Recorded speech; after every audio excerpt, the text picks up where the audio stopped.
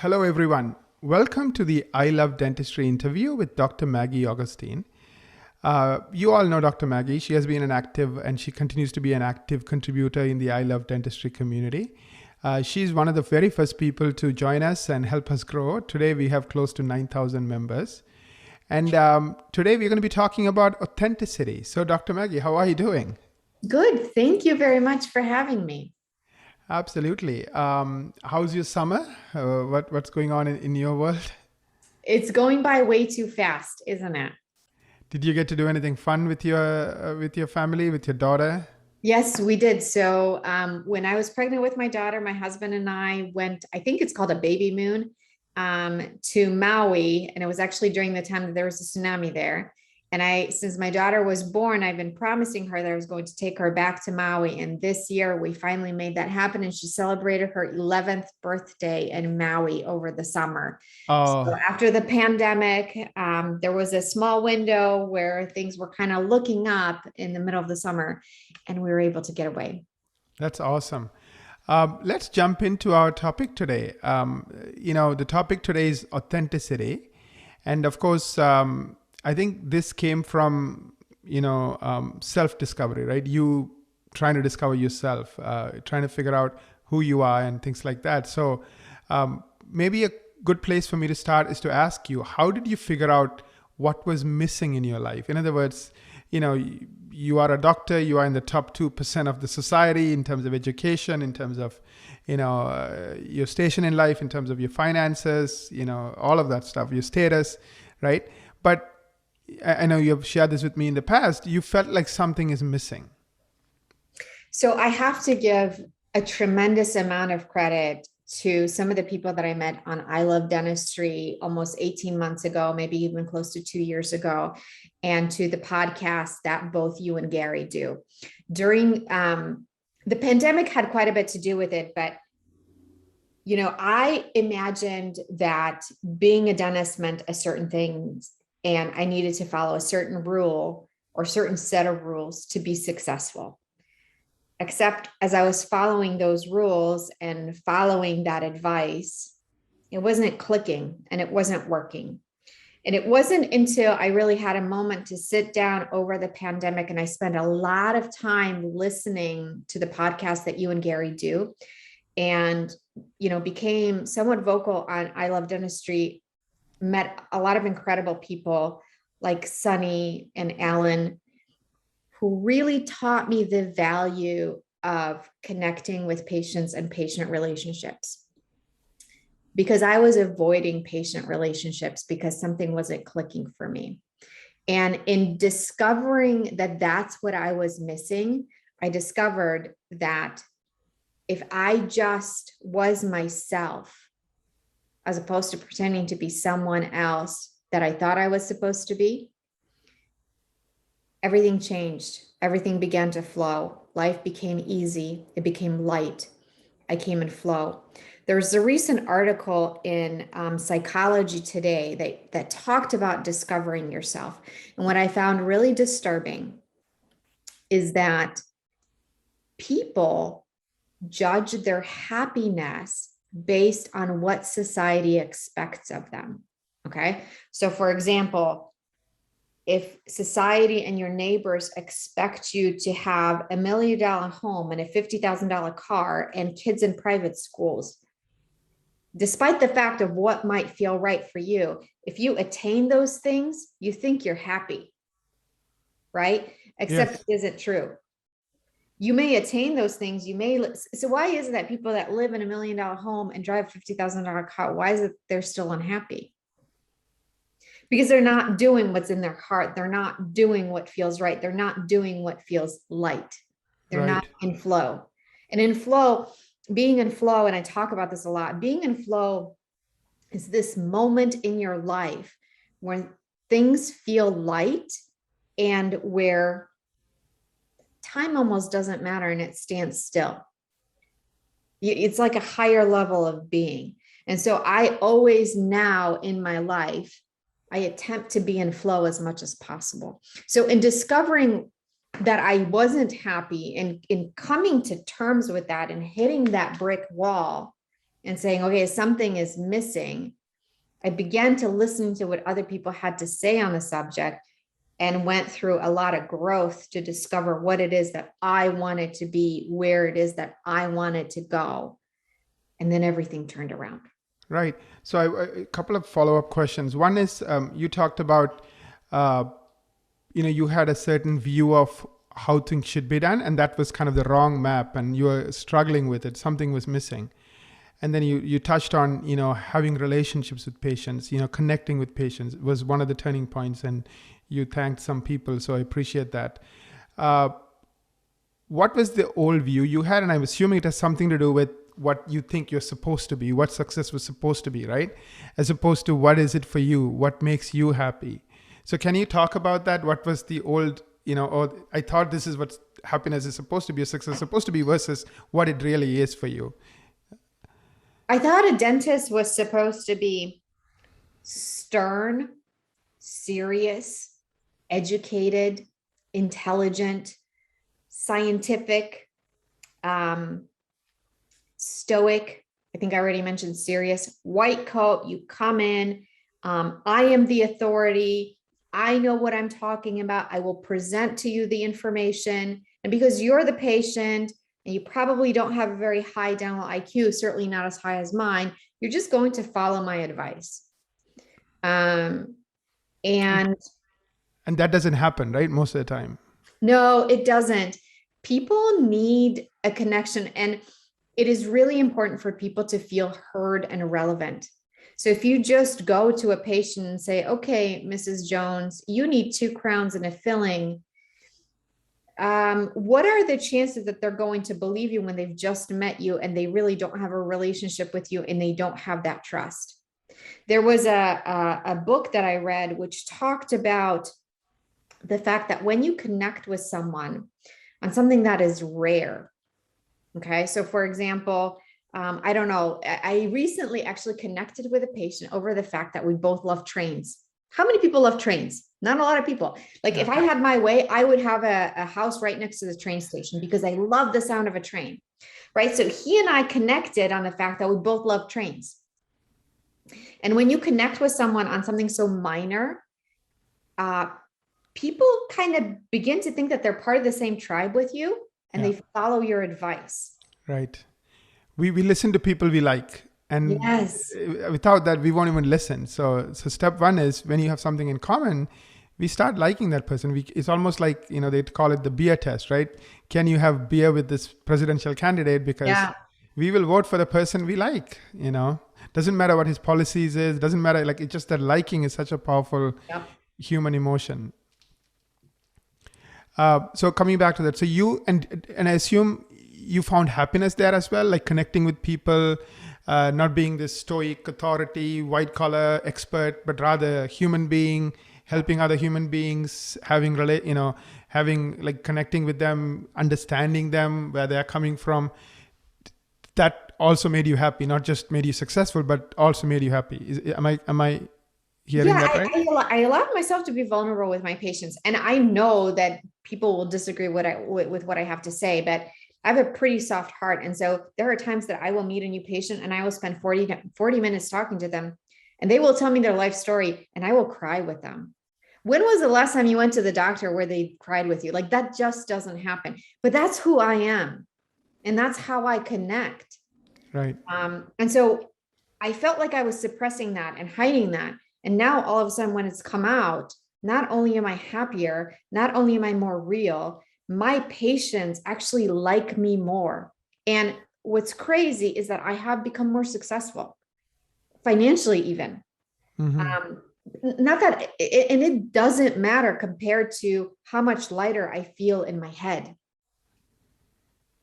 Right. Makes sense. I love it. Appreciate it. Let's continue going. The next question I have is, the topic today is authenticity. What is authenticity and why is it important? So authenticity is everything. Authenticity is waking up to the purpose that you have in your life, figuring it out what it is that you want to be, and really spending time meditating on that. What is it that you want out of life? It doesn't happen in a moment. It actually takes a lot of looking inward, and it takes a lot of hard work to figure out what it is that you want in life, as opposed to what it is you think is expected of you. And it's a process that you go through. But once you figure out what it is that you want, what it is that drives you, you will wake up every morning ready to go, wanting to go. Every day, I cannot wait to wake up at 6 o'clock in the morning to get my day going. And that is what I want for everyone and anyone listening to this. When you find who you really are, and when you find who you want to be and where you want to go and what your purpose is in life and what your drive is, Simon Sinek book about why, find your why. Everything changes. But in finding that why and in pursuing that why, you become who you are, as opposed to who others expect you to be. And that's why it's so important, because life becomes lighter. Right. Everything you say, I totally agree with. I had the same journey, if I may. I was young, got married when I was 25. I thought I need to, climb the corporate ladder. I was a programmer by, my degree was in computer science, but I enjoyed developing products. But I got fired 4 times in a row, and I discovered I'm not cut out to work for others. And because I open my mouth and speak my mind, and usually once you get into middle management in corporate America, you have to know how to play the game. Who's important, how to, be their friend, etc. And I didn't enjoy it. I didn't want it. I just was passionate about what I was doing. And then for the 5 years, I struggled trying to learn how to build a business, how to be an entrepreneur, because, I didn't have an MBA. Even MBAs, I don't think know how to be an entrepreneur. So I was learning by making mistakes. And then I had set some goals for myself and my family in terms of what's cool. And, my wife wanted to stay at home and take care of the kids. And I achieved that, and I still felt unsatisfied, even though on paper I was quote unquote successful, right?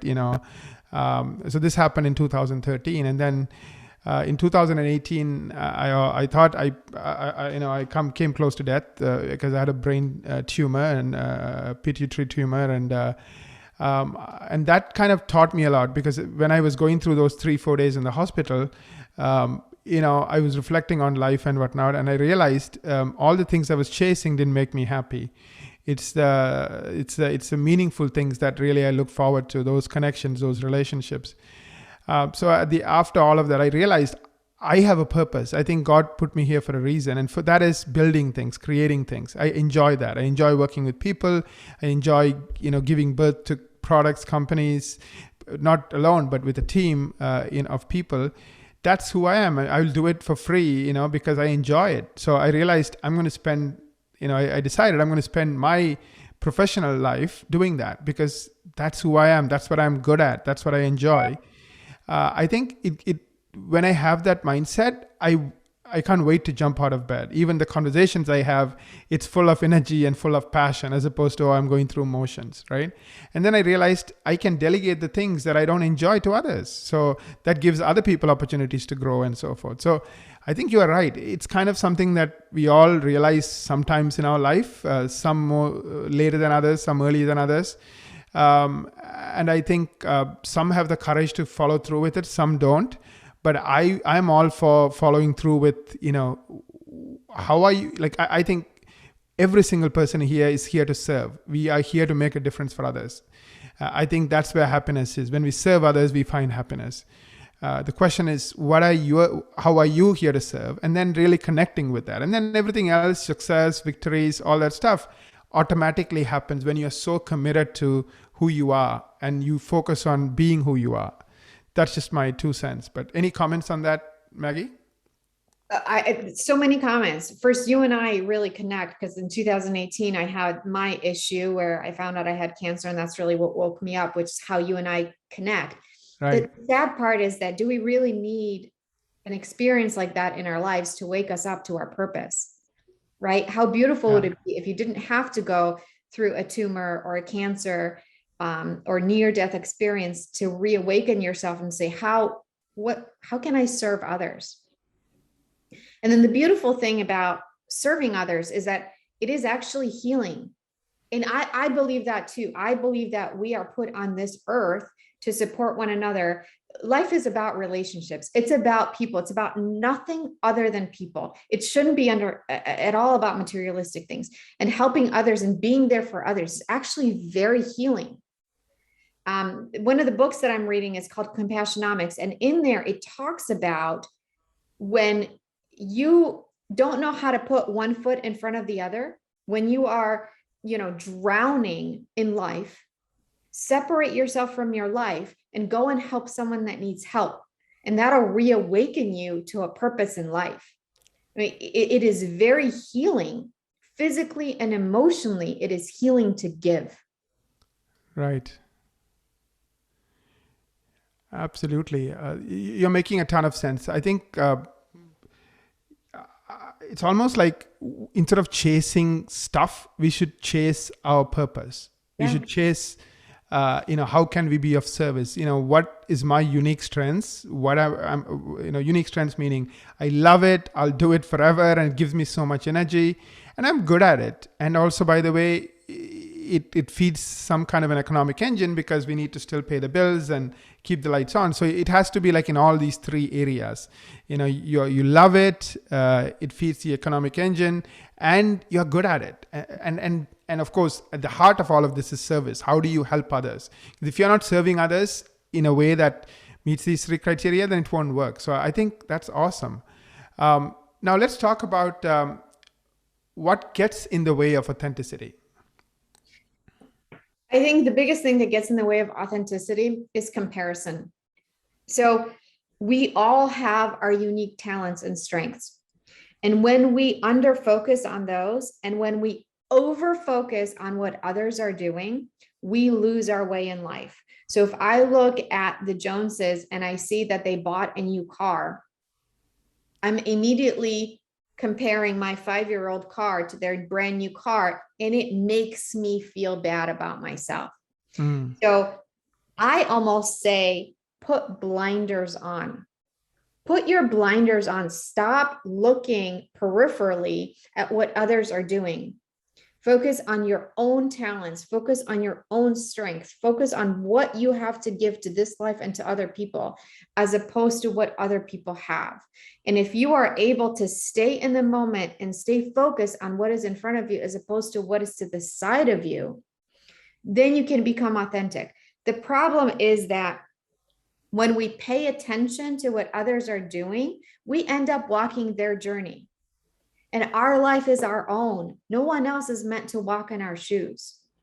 It is for us to move forward in our life and in our purpose.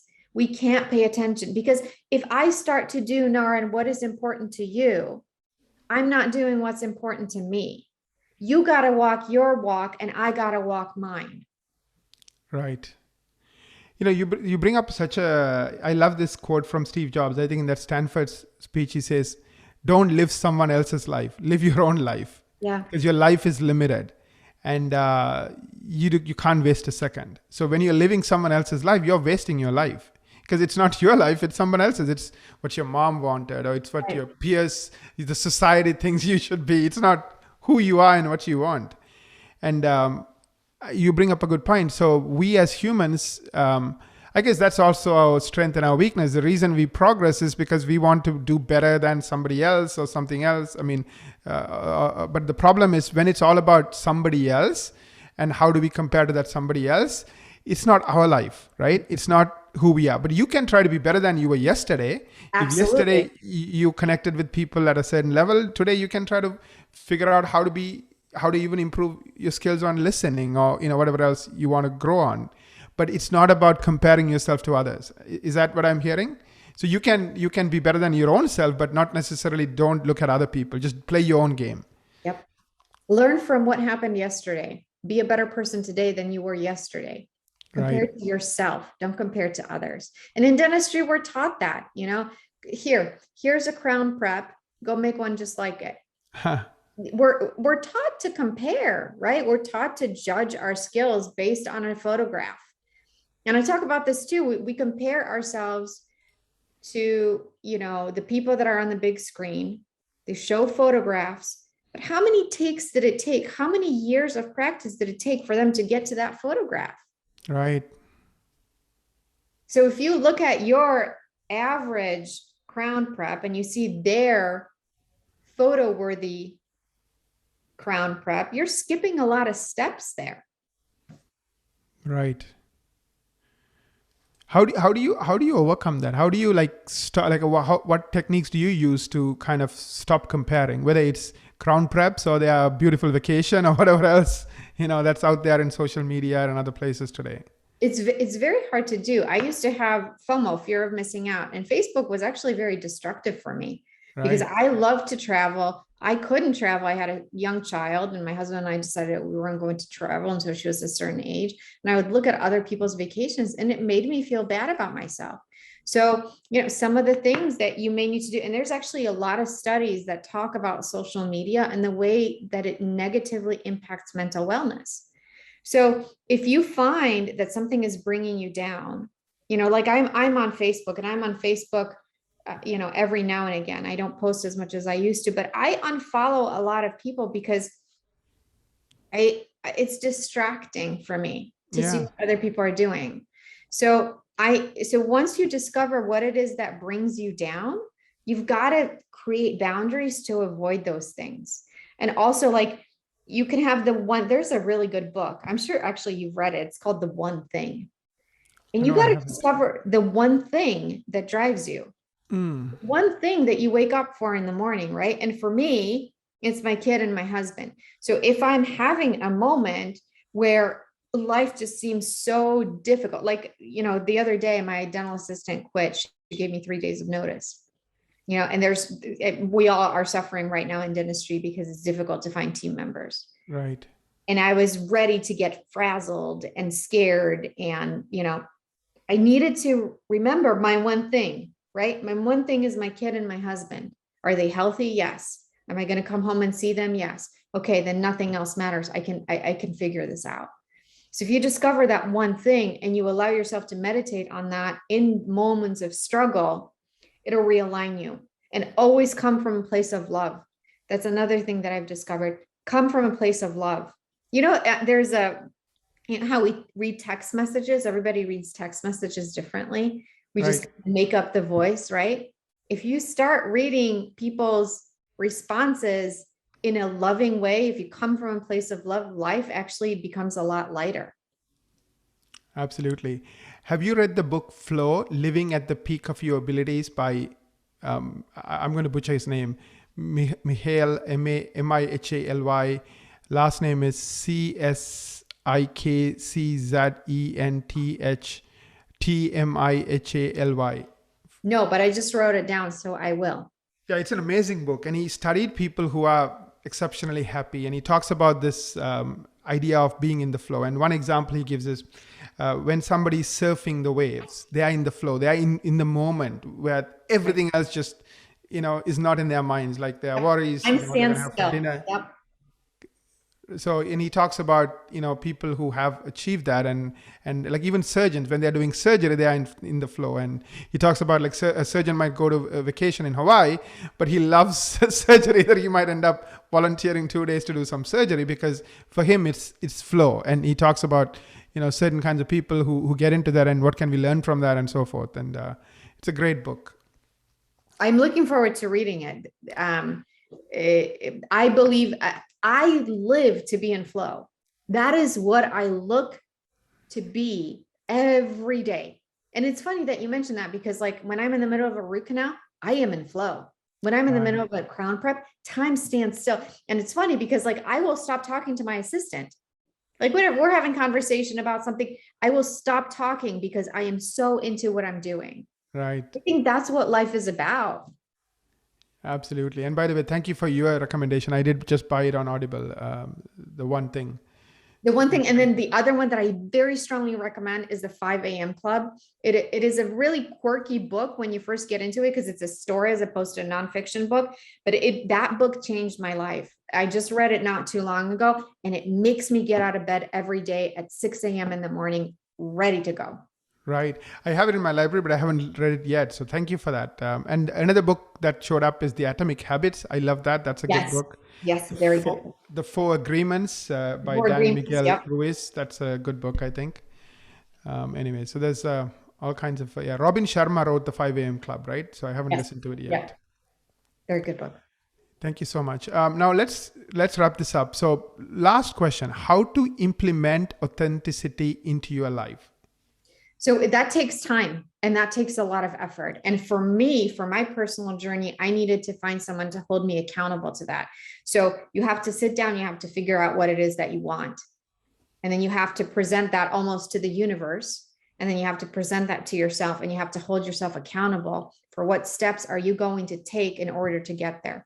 And for me, it's been an 18-month process, 2-year process to get myself to a point where I am more in flow than I'm not in flow. And I personally have hired a life coach to help me with that. I don't think everybody has to do that, but for my journey, that's what I needed. There's a lot of podcasts out there that will help you figure out who you are and where you want to go. You and I have a similar growth mindset. We're always listening to books, right? All of those things are going to help you figure out what it is that you want to do. Stop Right. paying attention to what somebody else is doing and sit down. And every day for 15 minutes a day, write down what you want your life to be like in 24 months, then cut it down in 12 months, then cut it down in 6 months, then cut it down next week. And then you're going to make small changes to get there. That's a good point. So it's almost like you create your life as opposed to you just stumble through your life. Intentional, be intentional about what it is that you want out of life. Right. And then you go and make it happen. So if you want to spend more time with your family, then figure it out and make it happen. And if you want to connect with your patient, then start taking tiny steps every day to, really enjoy your patients and connect with them. So whatever that's important to you, whatever that brings you happiness, whatever that brings you flow, go ahead and start creating it as opposed to just doing what you think you should do based on what somebody else told you. That's interesting. Thank you so much, Maggie, for this wonderful conversation. Any final thoughts as we wrap this up? No, I just, I think the I Love Dentistry forum for me has been life-changing. And I really think that a lot of people can relate to that.